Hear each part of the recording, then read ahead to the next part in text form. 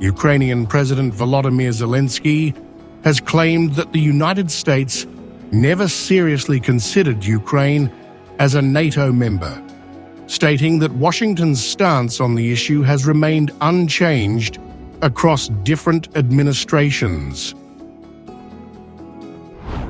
Speaking at the Munich Security Conference, Zelensky emphasized that Ukraine's NATO ambitions have long been met with reluctance from the US.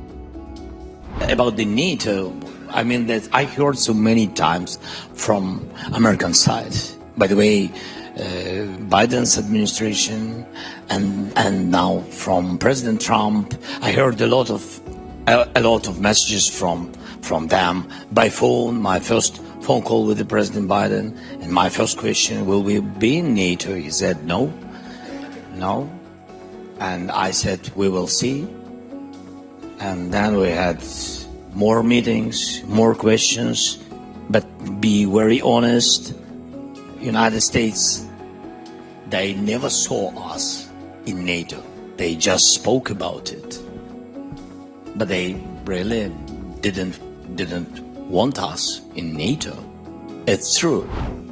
The Ukrainian president suggested that if NATO membership remains unattainable, an alternative could be the direct presence of NATO forces inside Ukraine. He also called for doubling Ukraine's military size to counter Russia's numerical superiority. What I see, if we don't have NATO, real NATO, we will make NATO in Ukraine. It means that we need to increase our soldiers, our army, twice.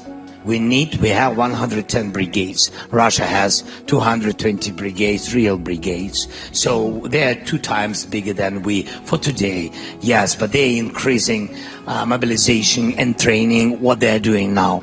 NATO, this real brigades in Europe, what can I say? The real brigades in Europe, it's about 82. Today I spoke with senators, 82 brigades, and we have 110. Even together, we are not comparable with Russian army. Zelensky's remarks come amid growing doubts over Ukraine's future in the alliance. Meanwhile, the US Defense Secretary Pete Hegseth stated that NATO membership for Ukraine is not a realistic outcome of any peace negotiations.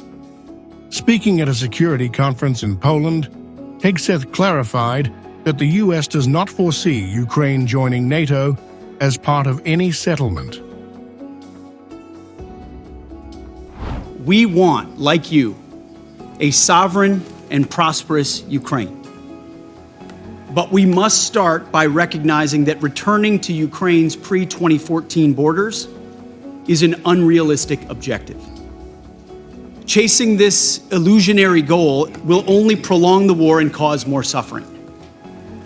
A durable peace for Ukraine must include robust security guarantees to ensure that the war will not begin again.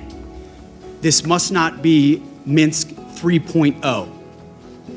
That said, the United States does not believe that NATO membership for Ukraine is a realistic outcome of a negotiated settlement.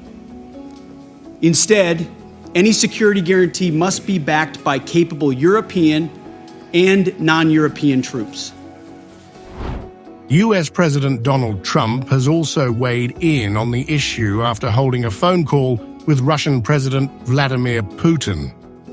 Trump suggested that Ukraine's aspirations for NATO membership and reclaiming all occupied territories might be unrealistic. I don't think it's practical for Ukraine to join NATO, and it's unlikely that Ukraine will get back all of its land, he stated. Propose NATO membership for Ukraine? I don't think it's practical to have it, personally. I know that our new Secretary of Defense, who's excellent, Pete, made a statement today saying that he thinks it's unlikely or impractical. I think probably that's true. I think long before President Putin, they said there's no way they'd allow that. This has been going on for many, many years. They've been saying that for a long time, that Ukraine cannot go into NATO. I'm okay with that. I just want the war, whether they are or they're not. But it certainly would seem to be that most people have said that is something that's not going to happen. Are you freezing out President Zelensky of this process a bit? Isn't there a danger of that? No, I don't think so, as long as he's there. But As the war nears its fourth year, NATO's reluctance to provide a clear path for Ukraine's membership continues to be a major concern for Kyiv.